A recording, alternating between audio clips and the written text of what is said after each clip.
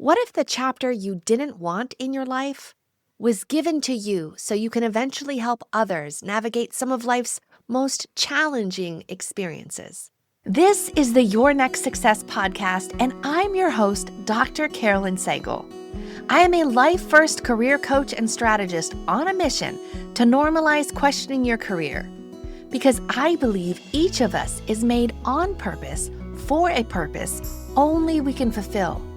The longer we live out of alignment with who we are, what we do best, and why we are here, the more we miss out, and the more the world misses out on what only we can give. The Your Next Success podcast is where we explore how to build a career that truly fuels your life. We talk about self-discovery, smart job search strategies, professional growth, and you will hear stories from people who have navigated big career transitions themselves so you can create a life-first career and become your own version of authentic success. My guest today is Judy Pearson, author, speaker, and someone who has lived through chapters she never would have chosen and found meaning on the other side. In this episode, Judy shares her story of resilience, reinvention, and what it means to keep moving forward when life does not go as planned. We talk about the experiences that shaped her, how writing became part of her process, and why even the hardest seasons can carry something forward in you to help others. Welcome, Judy, to Your Next Success. I am thrilled to be talking with you today. Thank you so much. I am thrilled as well. We're going to get into all the awesomeness of the things that you have done, how you support women, how you've written so many beautiful stories of others. But let's get a little bit deeper into your story. Tell us, where were you born and what was life like for the very youngest Judy? I was born in Southwest Michigan, right on Lake Michigan, which if you've never seen it, it's absolutely gorgeous. It's like an ocean. You can't see the other side. People who see it for the first time, or any of the Great Lakes for that matter, but I'm obviously partial to Lake Michigan, are pretty amazed by it. It's really an astounding place. And it's a big time farming community. My little town, my little hometown, is the national blueberry capital of the world, which is pretty exciting. And it was a great life. I mean, it was pretty Ozzie and Harriet. My father worked, my mother stayed at home. She had been a secretary before I was born. I have a brother who's 7 years younger than I am, and who is still an irritating as hell little brother. We just spent last weekend together. He and his wife drove to Georgia. We drove up to Georgia. For a book festival I was involved in, and he was very supportive, but then he made sure to take the worst possible pictures of me on stage as possible, which is what little brothers are supposed to do. I went to Michigan State. My dad told us that we could go to any college in the city of East Lansing we wanted to go to. There's only one. It's Michigan State. And he had actually played football at State, and we had been going to football games because he graduated from there as well after being in the Air Force. And we went to football games from little on. So it was kind of nice going to a campus that I was so familiar with. My degree was in French. First, I wanted to be an actress, and he said, yeah, that's not in the picture. And then I wanted to go to art school with my girlfriend to become an interior designer. And he said, well, you can become an interior designer, but you're not going to art school. You're going to get a real education. So finally, when I said, okay, I'd go to Michigan State, I was taking a French class. I'd had French in high school, and I was taking a French class just for fun and realized how much I loved it. So my degree is in French. I spent a year in France going to l'Université de Haute-Bretagne, which is about 120 miles west of Paris. And because of living there, I became fluent in French, and I still pretty much am. When I get bored, if I'm in the car alone, I turn on news and then try to translate as fast as I can as they're repeating news stories. Yes. Oh, that's awesome. That's an interest, it's a fascination, and it's a way to kind of keep this skill current that was built on top of, if you picked it up so quickly, that's built also on top of an ability that you had to be able to be able to do that. So I think that's amazing because we have to use our abilities or otherwise we're not feeling holistically fulfilled. So That's now I want to back it up a little bit though. So in that, let's say school age years, like elementary, middle, high school, before you got to Michigan State, what was it that you enjoyed doing the most? Like, were there school subjects that you were particularly fascinated by, and or were there activities or things you did outside of school? Because you mentioned this actor, like, were you in theater? Like, what? Give no, more. that You was just want, yeah. why can't I be an actress? No, I was a cheerleader. That was my main thing. I Oh, was a cheerleader all 4 years. I played in the band the first 2 years because what'd you play? well, hold on, but I was just gonna say the first 2 years because once I became a varsity cheerleader, then I couldn't play in the marching band and be a cheerleader. I started out with a clarinet and then realized I was like seat number 17 of 18 clarinets.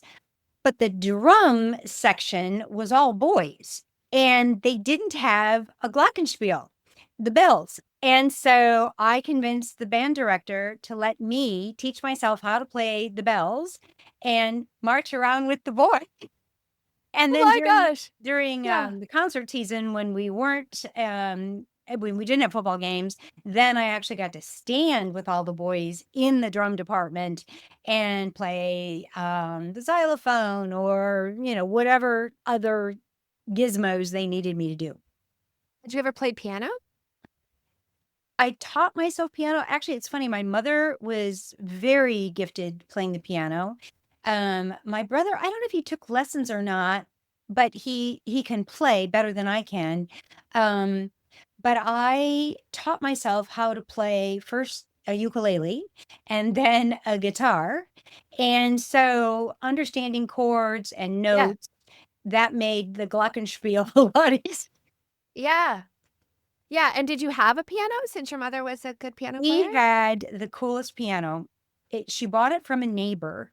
When I was really little, we had an antique player piano, the kind that you put the rolls in. Oh, cool. And yeah, it was really cool. And then that went by the wayside. And anyway, my mother bought this piano from a neighbor who was moving. It was absent and octave on each end. It was a little black piano. It was either used for by people in apartments or people who played in speakeasies. It was on little tiny casters. And I moved that dang thing from Michigan to Phoenix to Michigan to Phoenix. And when it came time to move to Florida, I was like, you know what? We had already bought our house down here. And I said, there's no room. There's no point. My brother said, well, I'll come get it. I'll have somebody move it. And then he discovered that was going to be thousands of dollars. So the piano didn't make it to Florida, but it was good enough for my mom to play on. She'd play Christmas carols and things like that. And then I think that must be what my brother learned on. I had let it go very far out of tune. It was basically just kind of a cool thing in my living room. Like a nice decoration. Yeah. I'm a proponent of sometimes things that we're fascinated by and interested in our younger years, they're part of who we are. Sometimes people override them and then we pick them up later. But I find it fascinating that you have all these different musical influences, desires, even listening to music, enjoying it, and teaching yourself how to do things that, sparked your interest, as well as being a cheerleader of others Yes. for whatever their seasons are, whatever the game is. That's right. You had that foundation of being a cheerleader. Okay. Ooh, I like So now that. when That's good. I've just always been fascinated by trying to help connect the dots and help people see some of those other things. Okay. When you were trying to consider, I guess, was college always something that you were going to do? Like that just became part of like you knew you were going to go to college? Oh yeah. Yeah. And again, I don't want to make my father out to be some kind of a horrible draconian individual. He was not. He was wonderful, hilarious, part Archie Bunker, part John Wayne, part General George C. Patton. I mean, he was so fun. Um, and it's funny because my parents were of an era that if a woman worked, it meant that the husband couldn't provide for her, which is ridiculous. But there was never a question that I would go to college and that I would work. And I don't even remember when my first son was born, I don't even remember him making a snide comment about me going back to teaching, which is what I was doing after my son was born. My first son was born and after the second one was born. So it wasn't, it was kind of interesting. He was an interesting guy. So when you went to go to college, though, you did you go in as a French major, or you went in undecided and wanted to explore those things? Like, when did this conversation of, "Ooh, no, that's not going to be your actual major"? Was that pre or post enrollment? So when I couldn't go to art school with my girlfriend, who's still very much my girlfriend, who's a fabulous fine artist now, she wanted to paint full time. I wanted to write full time, but we both realized that we needed actual careers. So I did go into the interior design department at Michigan State, which was called, it was part of the College of Human Ecology, which used to be home economics. And the requirements to get a degree from that department, part of the requirements included classes in child development. I hated kids. I was like, why do I have to do this? What does this have to do with paint color and draperies? And so I lasted like 3 weeks, called home and said, yeah, this ain't for me. But I was taking this French class and really loving it. And quite honestly, by the end of my sophomore year, so I spent my junior year in France. By the time I came back from France, I still had a year to go. There were no more undergraduate classes for me to take. I had already gone through everything. So I started taking graduate classes still as an undergraduate. Now, where did this fascination with writing begin? I absolutely loved writing. I've still got the notebook. I just talked about this the other day at an event. I grew up, came of age, I guess is the best way to put it, during the Vietnam War. So there was a lot of teenage angst. Friends of mine were worrying about the draft. We'd already had a couple of guys killed in the war from town. And so I just started writing things. And then one of the things my mom always said when I would come home from school, if the first thing out of my mouth was, I'm going down to the beach to walk, she knew that something was in my head that I needed to work out. And it's so funny because I still do my best thinking on walks, both my morning walks with my dog or beach walks that, I can take every Yep. day if I want here. And it's just so funny. So a lot of times I'd go think things through and I would start imagining stories. And I wrote mostly short stories, but I still have them. It's hysterical. Oh, And that's just awesome. one day, I hoped that I could be a writer and actually make money at it. But sort of put it on the back burner, got married 5 years later, had kids, then went into radio. And it was a long time before I actually got to the point where I could write full time. So walk me back a little bit. Okay, so this is awesome. So this started at a very young, early age, kind of just like a side hobby thing that you did and you enjoyed. And then you had the things that you had to do, Yep. school or whatever that may be. So you went to France as a junior. You then graduate with your degree in French. And then how did this teaching come about? So that was what I was going to do, is become a teacher. And Oh, so I had an interview. I was getting kind of worried. The summer was going on after graduation. I was getting married that August, and we didn't know where we were going to live because he still had another year of school to go, and we were going to live wherever I got a teaching job, and the clock was ticking, and I still didn't have a job. So I had this interview in a little town called Lapeer, which is outside of Flint, Michigan, which is now famous for its really deadly yep. water. And so, my then fiance, now ex-husband, and I went to Lapeer for this interview. Scott was in the library across the street from the superintendent's office, and the superintendent said, well, we're building this new high school, so there'll be 2 high schools in town. So you would be teaching at the new school. And because Title IX is going into effect this year, we have to have women coaches to fulfill what Title IX is requiring, which was that there be sports available for women as well as men. So he said to me, Interesting. "What can you coach?" And I said, "Well, I was a cheerleader in high school and college. I cheerleading." And he goes, "No, we already have a cheerleading coach." And I said, "Okay." I was on the swimming team one year. Nope, we don't have a pool. Okay. I don't know. What do you want me to coach? And he said, "You can have basketball, softball, or track." And I said, "Could you excuse me just a minute?" And I ran across the street to the library where my fiance was and said, "What can you coach?" And he said, "Take basketball." And he and his brother were both great athletes. And so I went back, I took basketball. I had no clue. I mean, we were a football house. I didn't know anything about basketball whatsoever. The first year was just awful. It was the first year of women's sports. I mean, we would have final scores of 9-4. And it was just and it's funny now, but the other two coaches with whom I became really good friends and I have gotten together a couple times over the years, it was also really hard.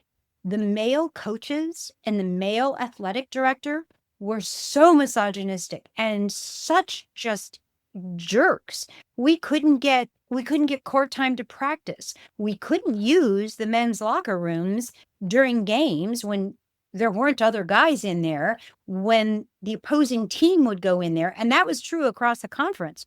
So Wow. you had two varsity girls teams and two JV girls teams in the same locker room at the same time with four adult women trying to keep fights from breaking out.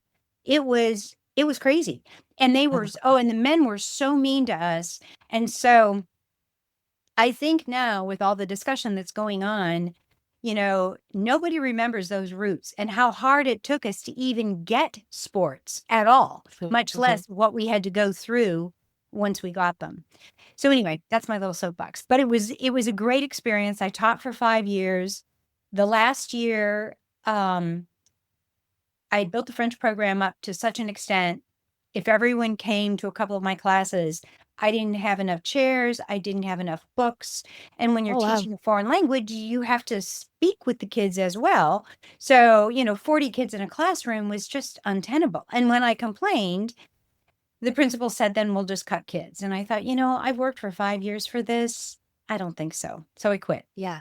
I think that's also a lesson in standing up for your own self, right? And something can be a great experience for a chapter, but it doesn't have to be the whole That's book. It doesn't have to be the whole thing. And I should also say there was another incident. So I was the JV coach. The varsity coach with whom I was very, very close got pregnant the year before me. So she was going to leave. And I mean, who else would take the varsity position but me? We didn't have assistant coaches. There was no one else. There was just me. And so I applied for it. And the athletic director sat me down and said, "Well, we're going to give that varsity position to the boys' varsity basketball coach because the boys' team played in the winter and the girls played in the fall." And I said, "Are you kidding me? Why?" And he was like, "Well, he has more tenure than you do." And I said, I wanted to say, "And how are his ovaries today?" But I didn't. Right? Yeah. And so I said, I kind of reiterated the locker room situation. And I said, "Who's going to be in the locker room breaking up fights that break out?" "Well, we Right. thought you would." And I said, Oh, "And who is it, since we're building young women and they need a mentor to come to, who is it that these young women are going to come to, him or me?" "Well, we thought they'd come to you." And I said, "Well, I'm sorry, you thought wrong." So first I quit basketball and then I quit teaching. I yeah. was Well, so because mad. they wanted you to still do all of the work without the authority, without the title, without the compensation Yeah. for those Yep. things. So Good for you. the today Judy would have just talked like a truck driver, but the then Judy said, "Okay, bye." Okay. And then what happened? Then you were home with your child or you Well, went to no, work somewhere different? I Yeah. so I quit the end of the year in June. We had a friend who worked in radio, and he said to me, "I think you'd be really good as an account executive in the sales department selling ads for radio. And so I said, okay. So I interviewed with a couple of stations. I had a couple of job offers, absolutely zero experience at all. Actually, in between, as I was phasing out my teaching career, I was also selling Mary Kay Cosmetics, which is how I learned to sell. I praise Mary Kay all the time. I don't use any of the products, but I praise her sales techniques. So I went into radio with kind of a pop station in Flint, and there were no female disc jockeys. And so the morning guy said to me one day, "Hey, we need somebody to do a Snow White voice for this ad that we're doing for Disney World. Can you speak like Snow White?" And I said, "Oh, I would love to speak like Snow White." And he was like, "Great, that's it. Get behind the microphone." So then I started doing bits for them. Then I got hired by lots of people who wanted commercials read by females. Then I got television gigs. I mean, it was like super fun. Wow. Wow. Okay. So you followed the suggestion from a family friend that said you might be really good at this. But how did you get into the Mary Kay side? Somebody you knew recruited you to Yep. be part of their team? Or A yeah. sister teacher who not only was pregnant at the same time I was with my second son, but our boys were born on the same day. Oh, wow. So Oh, wow. she was in Mary Kay, and she said, "This is great," because we were both still teaching. "This is great. We can still keep teaching, and we can sell Mary Kay. And then when summer comes, then we can sell Mary Kay over the summer." And so I said, "Yeah, that sounds like a great idea." So I did that, and I sold Mary Kay over the summer, and then I got this radio job. Can't remember exactly, but it was pretty close to maybe it was like later it was after Sean was born, now that I'm thinking about it. So after son number 2 was born. That's right. Why would anyone hire me 9 months pregnant? So after son number 2 was born, then I started my radio career about November of that year. Oh, and now how did that evolve into then what? And then what happened? So first of all, because I had never been in sales like that before, I I didn't know I didn't know what a no was. And so, because you can always talk a woman into buying a lipstick, but I was asking people to spend, big money on my radio station.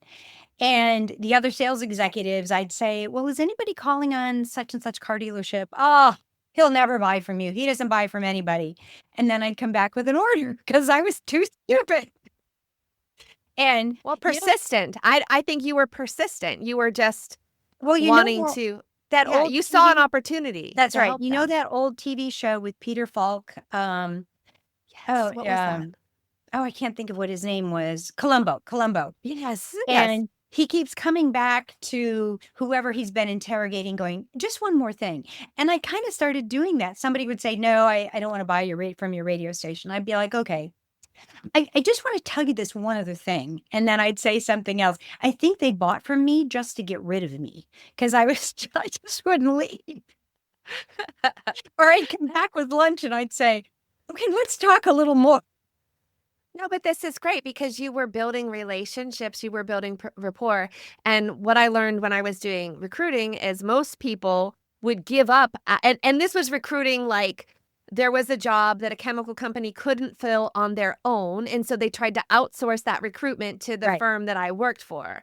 And so then I had to, it wasn't like we just put a job posting and people dropped their name in a bucket and then you go, but it was more like you had to actually go out and find the people who could possibly do that super specific job, then engage with them, then convince them to put their name in a hat and all of those things. And most people would give up after 1, 2, or 3 attempts at connecting. Right. But the sweet spot was between 8 and 12. Wow.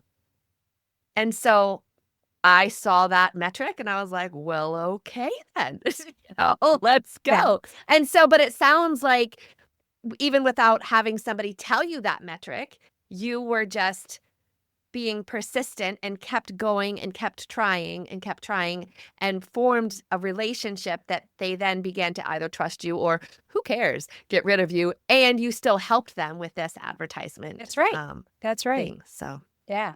Oh, this when we moved from Michigan to Phoenix, um, the radio station threw a going away party for me at a local bar that we all hung out at. And it was so funny because so many of my clients came, especially clients from had known me since the very beginning, who laughed about the fact that Judy just wouldn't leave. now, what was it that made you want to move from Michigan to Phoenix? My still then husband had a best friend who lived in Phoenix, and he was getting married.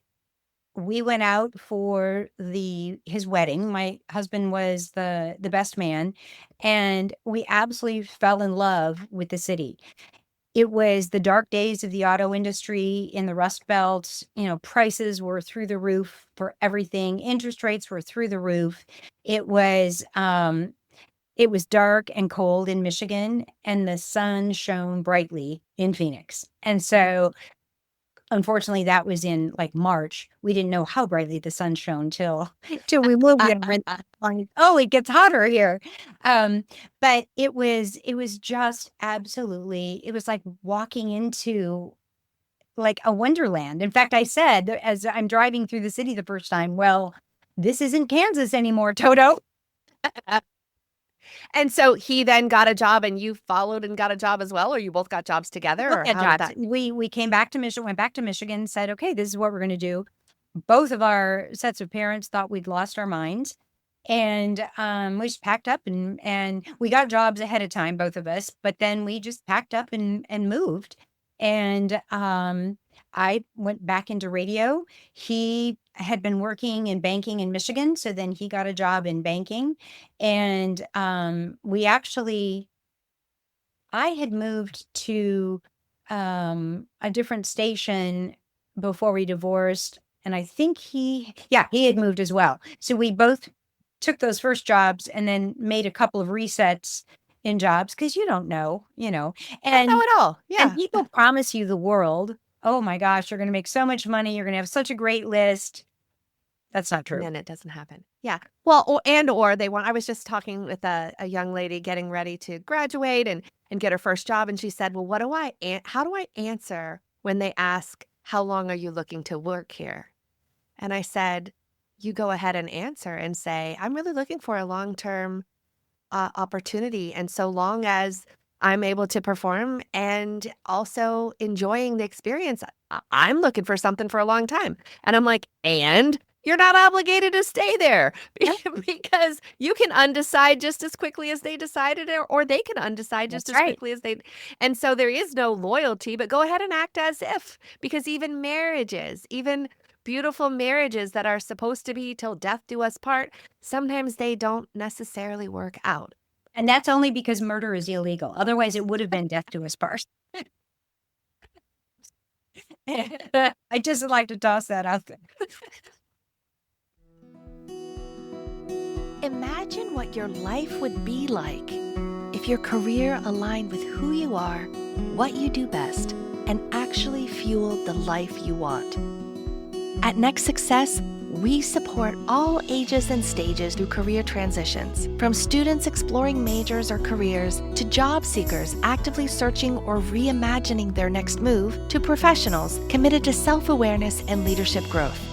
Stay connected and explore what's possible at nextsuccesscareers.com and follow Next Success Method on LinkedIn, YouTube, Instagram, and Facebook. Okay. So we've talked a couple times about this. My husband, my now ex-husband, now this fun side comment. But like, what happened with that? So while your career is kind of going and you're, mom to these beautiful children, you had taken a lot of things with this man who you thought was going to be your forever person. And then what happened? What happened with that? The best I can figure is we just grew apart. He became very serious after we got married about about being a provider, being a parent. He never, which, is usually the opposite of what most women complain about, but he never wanted to go anywhere without the kids, like even a vacation and he never wanted to go anywhere with just me. It was always another Oh, couple, or we'd come down to Florida every winter. My parents would come down here, so we'd come down to Florida and stay with them, or it was always something like that. And finally, I just said, this isn't working. It was 15 years. I mean, we gave it yeah, a go. And I said, this just isn't what I really want. yeah. And he said the same thing. And so we went our separate ways. And then what happened? So now this major life change happens, but in this beautiful place that you enjoyed, you have a career that's kind of going and excelling. Where I'm did writing come back into play, and or I'm what else happened? Because yeah, So I'll go through the next steps really quickly because the details are boring. But so I'm a single mother. I'm doing very well at this radio station. It's a huge conglomerate, stations all over the country. I'm in the top 10 of all the salespeople all the time. A new owner comes in and fires me because the sales staff is supposed to go hike Camelback Mountain in the mornings and go to the bars in the evenings. I had kids, I had soccer, I had dinner and yeah, homework and laundry. And so he fired me wrongfully. I sued and won. And in the meantime, one of my clients, actually it was a pair, two guys, owned an ad agency, and they asked me to come work for them in advertising. So I did. And then my eldest son needed braces. And so I took him to an orthodontist that the dentist recommended. And then 6 months later, I got free tickets to a Phoenix Suns, the NBA team basketball game in a suite, really bougie suite. And I knew that the orthodontist was single. And so I called and asked him out to the basketball game. nice. So then we got married, and that opportunity, he actually said to me early on, about a year into our marriage, listen, I take Fridays off. I don't see patients. I'd really love for you not to have to work on Fridays too, because we can go on long weekends. He had a motorcycle. We used to take motorcycle trips. Would you, by this time I was a partner in the agency, would you be willing to quit the agency? And I said, of course, on one condition. I want to write. I want to write full time. I want to see if I can sell my writing. I can sell books or something like that. And he said, okay. And so he did. I did. And thousands of rejections later, I wrote a lot of newspaper and magazine articles. I wrote two novels. Neither of them has ever seen the light of day. I actually loved the rejection because, like it's between 8 and 10, 12 is the sweet spot. Same thing. I just knew I would get closer to a yes because of all the no's. And that he also is an ex-husband. That ex-husband thought, said to me, "You're delusional, you're crazy." And I said, "I don't think so. I think I can do this." So my father came to visit, and I took him to a World War II museum or antique store. And I knew the owner, and he'd found this collection of papers that had belonged to a man who'd been a prisoner of the Imperial Japanese Army in the Philippines. This guy had bought this dresser, and they were in the drawer. Oh, And wow. that became my first published book called Belly of the Beast. It's this amazing, unbelievably awful story of our POWs being used being abused in the Philippines and then shipped in container ships to Japan for slave labor. So that was my very first book. Oh, wow. So that was pretty exciting. And Penguin Putnam published it. After I'd written it, an author friend had connected me to the man who became my first agent, and he got this great contract for me, and it was great. So then I found the next story, and this is really funny. When I left teaching, my mother said, "Oh, I feel so badly that you're leaving. You speak French so beautifully," which was so cute because she did not speak French. I don't know how she knew, but they understood me. So she decided I must do well. And I said, "You know what, Mom? That's never going to be wasted. I'm always going to be able to speak French." I'm telling you, Carolyn, if I hadn't spoken French, I never could have interviewed all the 80-year-old men who during World War II had worked as teenagers with this woman spy I was writing about.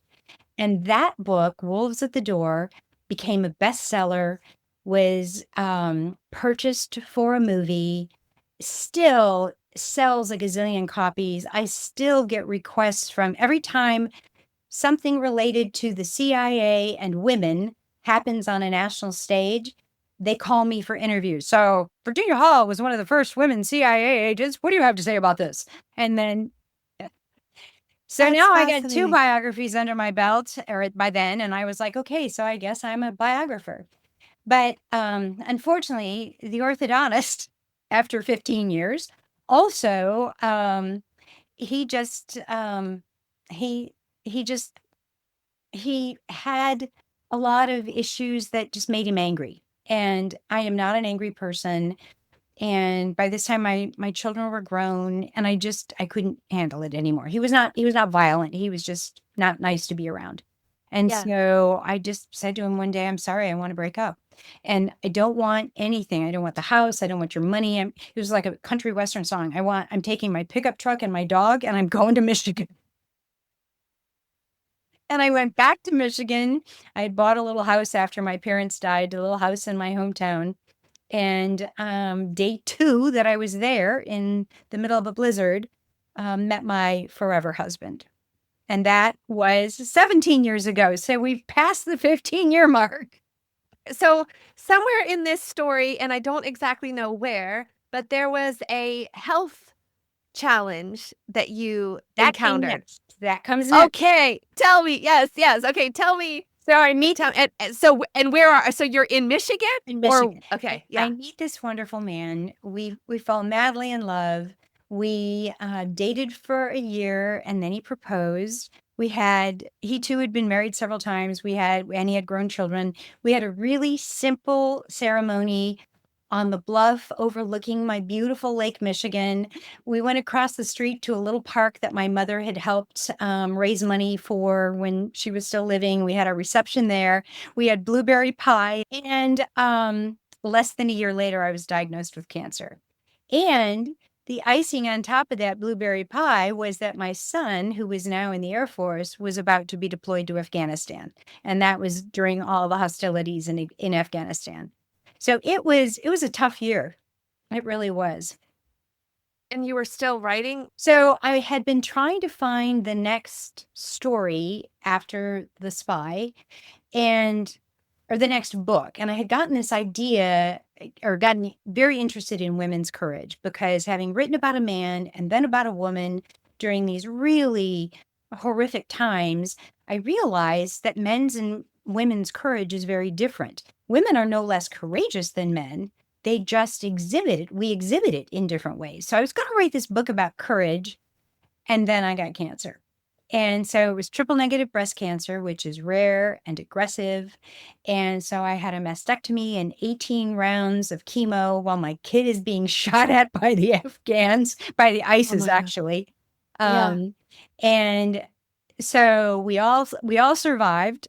My marriage survived and my son survived and I But tell survived. me at the beginning though, when you weren't sure and you hear those words, what were your It take us back to that in this because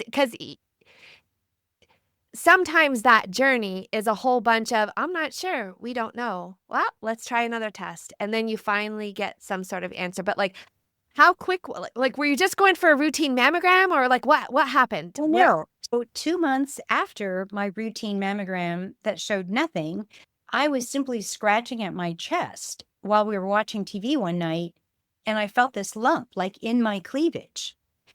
And I said to David, "What is this? And what do you think this is?" And he goes, "I don't know, but I'd never noticed it before."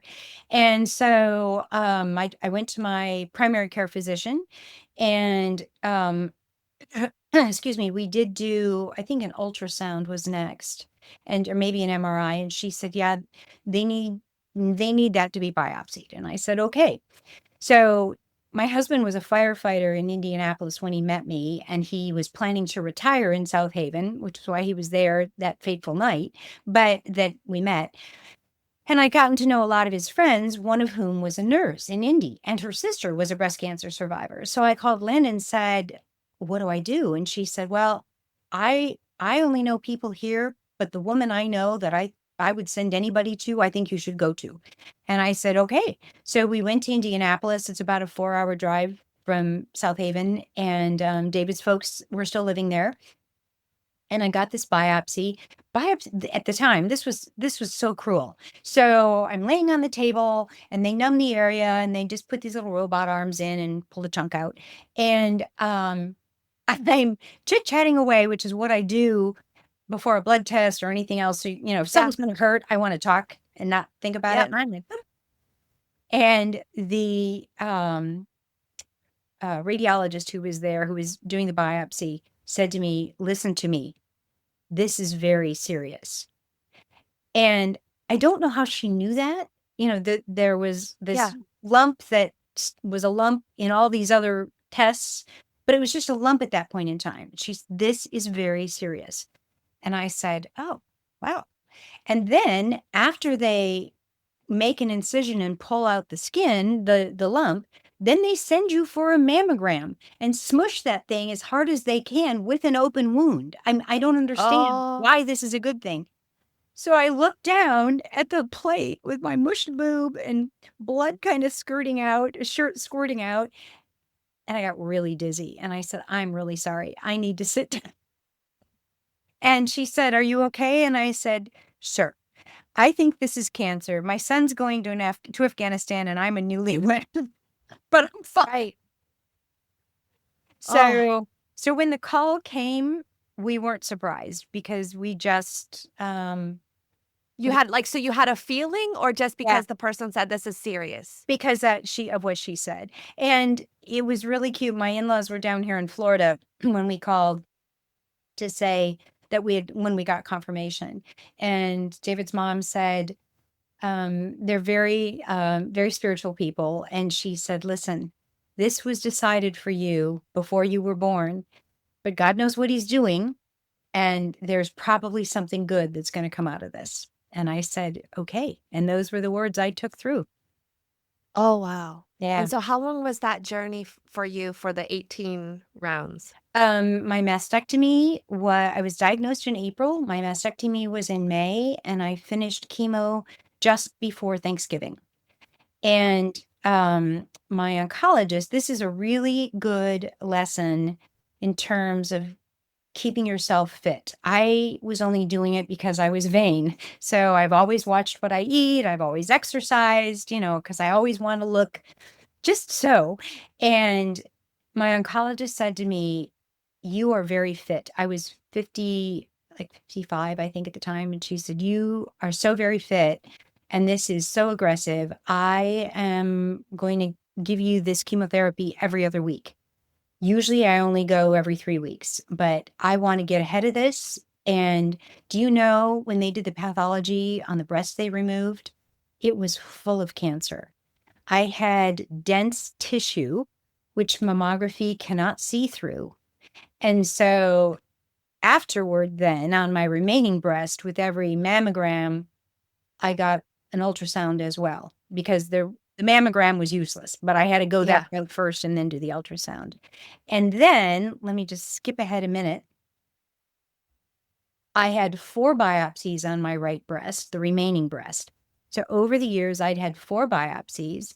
I do not have a BRCA mutation, but my mother's sister died of the same kind of rare breast cancer. So I have a family history, I have a personal history, I had biopsies, and in the interim had learned that we have Ashkenazi Jewish heritage. So all of that meant I was a time bomb.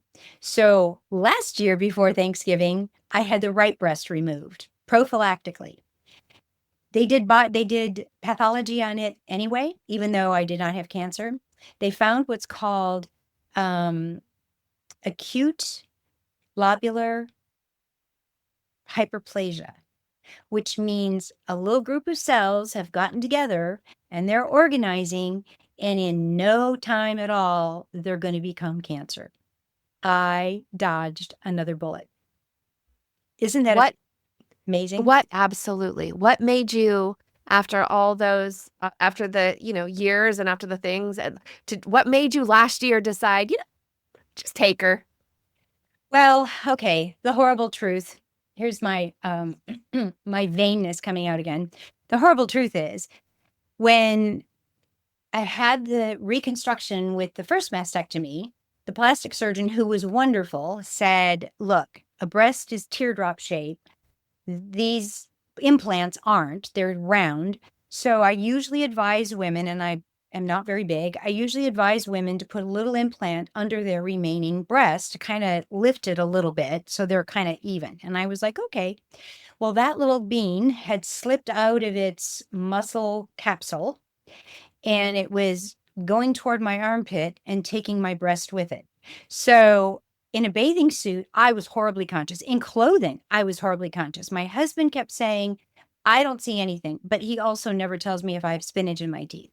So I was just so self conscious. So part of me said, okay, I'm a time bomb. I'm going to do this. The other part of me was, yeah, another 10 years and I'm going to look like crap. So I pulled the trigger and I wouldn't have probably been alive in the next 10 years. Wow. And so, but good thing that you did, right? So there was something inside you, regardless how it outwardly got to your conscious, but something was saying this needs to get addressed, and for your benefit. Yeah. Wow. Okay. So something good did come from all of that you went through. Tell a little bit about how that all evolved. Not good. So after cancer, so during cancer, I was really foggy brain. They call it chemo brain. I was tired. So there was no way I could really think clearly enough to write another biography, nor could I travel to do research or anything else. Yeah. Um, so I put together an anthology of some newspaper, of some magazine columns that I had written through the journey. But on the other side of cancer, the courage book just wasn't fitting. I didn't know what I wanted to write. Um, we had also by this time moved back to Phoenix because my chemo made me very cold sensitive. And so Michigan and Chicago, where we had a condo, just weren't working. So back to Phoenix I go. And I was 4 years out of cancer. I started a little nonprofit for women survivors of all cancers who are giving back to the greater good in their survivorship, because there is healing in helping. If you shine your energy out to the greater good, out to the world, you forget all the things that are troubling you. And a second act, we called it, having a second act after any life challenge is important. Doesn't matter whether it's cancer, a divorce, a death, the loss of a job, anything. Yeah. And through my organization, I met the woman who became the inspiration for the next book. And I proceeded to write an accidental, out of order trilogy because in researching that first post cancer book called From Shadows to Life, I learned about Mary Lasker, who became the subject of my second post cancer book. And in researching that, I learned more about an amazing woman called Rose Kushner, who, with Shirley Temple Black and Evelyn Lauder, who is the daughter in law of Estee Lauder, the three of them never met, but they independently launched what became the breast cancer movement. And that book came out last September and just won the gold medal Florida Book Award. Oh, that's amazing. And for people who don't know yet, who was Mary Lasker? Mary Lasker was a very wealthy philanthropist who was married to the man they call the father of modern advertising, Albert Lasker. It was a second marriage for both of them, and both of them had this passion to cure cancer in the 30s and 40s. And they couldn't figure out why no one was trying to figure out how to cure cancer. A simple pill. There's got to be a pill, or maybe an injection. And so Mary started campaigning against it. Albert sadly died of cancer. I think it was colon cancer. They never really say. They sometimes they call it bowel cancer, sometimes they call it stomach cancer, but I think it was probably colon cancer. And Mary carried on, and eventually, because she had such rich political resources, she and her group convinced Richard Nixon in 1971 to sign the National Cancer Act. And that infused over $1 billion of $71 into cancer research, unheard of amounts. And that in turn started America's research churning to get to the point where we are now. And all the things that have been discovered and tested and found useful are the things that are saving all of our lives today. And actually, the funny thing you said, for those who don't know Mary Lasker, so I wanted to write the next book just about Rose Kushner. And my editor and my agent said, okay, And look, tell us, and Rose Kushner how was she related? Yeah. she was the middle woman of these three. Yeah. She was diagnosed with breast cancer in 74. She changed legislation so that insurance companies were mandated to cover mammograms and reconstruction, which they did not do until the 1990s, and to insert notification in birth control pills that the level of estrogen was a carcinogen. And other amazing things, testified before Congress. I mean, she was a rock star, wrote the very first handbook for women to get themselves through breast cancer treatment because there was nothing. I had the advantage of reading all these other women's journeys. So anyway, my agent and editor said, look, we love that you want to write about these people that no one knows, but we all want to sell books. So let's add some famous names. And my editor said, Shirley Temple Black, first celebrity to come out about her cancer. And my agent said, Evelyn Lauder took up the reins after Estee Lauder retired. She created the pink ribbon. She, really drove the modern era of breast cancer. Wow. So these women came before you, helped set the stage for your eventual treatment. You then have this second act that you create to help other people shine a light on the good that they're doing in the world after their cancer. And oh, by the way, while you're doing all of that, you're continuing to go back and tell the stories that many people don't know, to bring those Right. to light, to help That's people right.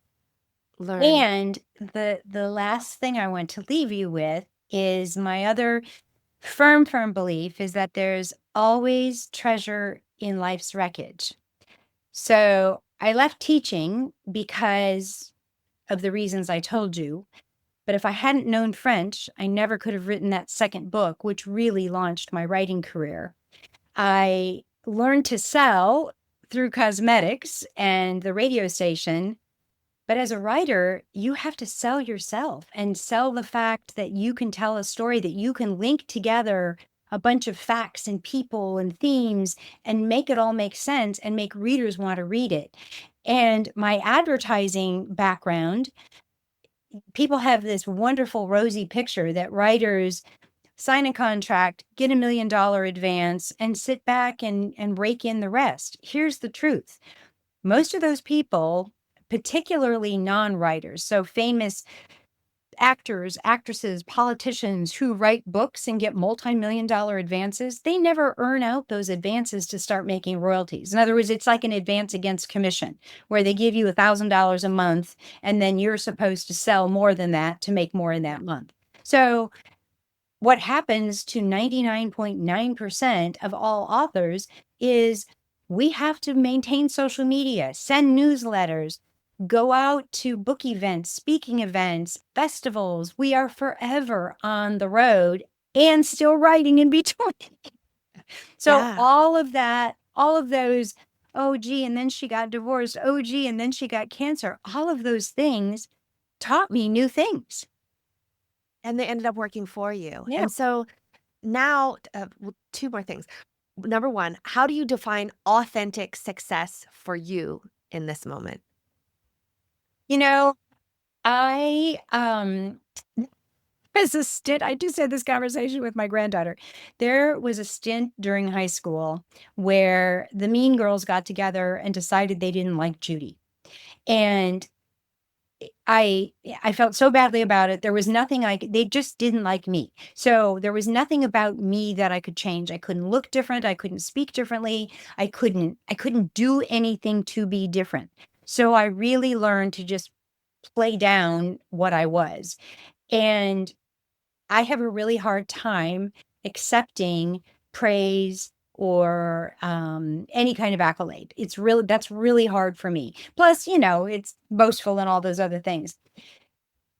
When someone comes to me, and this can be true about, and I keep looking over my book stuff, this can be true about any of the books that I've written. When someone comes to me and says, I heard you say this or that, or I read this or that, and it really moved me and it really helped me. And I was able to do fill in the blank. When someone tells me that something I've done has helped them, I feel successful, even if That's it's just beautiful. one. And in fact, my husband and I have always said, just before I get ready to go speak somewhere, I just need to touch one person, just one.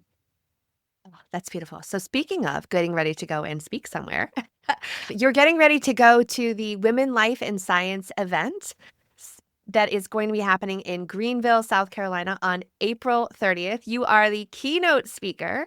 And the night before, there's going to be a book signing with your latest book. But give a little preview of what's the topic that you're going to be talking about at this keynote, because there's still maybe time to get tickets. I think that most people at my age may just consider that they've done enough and they're going to retire and they're going to enjoy grandchildren and traveling or whatever retirement looks like. I kind of feel like I may be able to help younger women by telling them stories of things that might be coming, and by telling them whatever junky stuff they're going through, it's not the end of the day. It's not forever. It's just for now. And just keep taking steps forward. And that's hard sometimes. So I try to come up with phrases and stop checks and things like that to help women, men too, but I could speak more knowledgeably to my sisters so that they know, hey, this is not going to be like this forever. It's going to be fascinating. You're definitely going to be able to inspire women of all ages and stages in their life and career for digging deeper, realizing that everything is indeed happening for them, sharing your story, sharing the stories you've written of so many wonderful others. I can't wait to meet you, to see you. Oh, thank you so much. I'm really looking forward to seeing everybody, but to giving you a big hug for this opportunity to be on your show. Oh, Thanks. thank you so very much. I look forward to getting this out into the world. And I wish you all the best with your next success as that Thank you. continues to evolve. And thank you so, so much, Judy, for being on the show today and for sharing even more about you. Absolutely. Judy, thank you so much for being here and sharing your story. I can hardly wait to see you in just a few short weeks at the Women, Life, and Science event in Greenville, South Carolina. Thanks for listening to Your Next Success with Dr. Carolyn Sengel. Remember, authentic success is yours to define and includes aligning your career to support the life you want.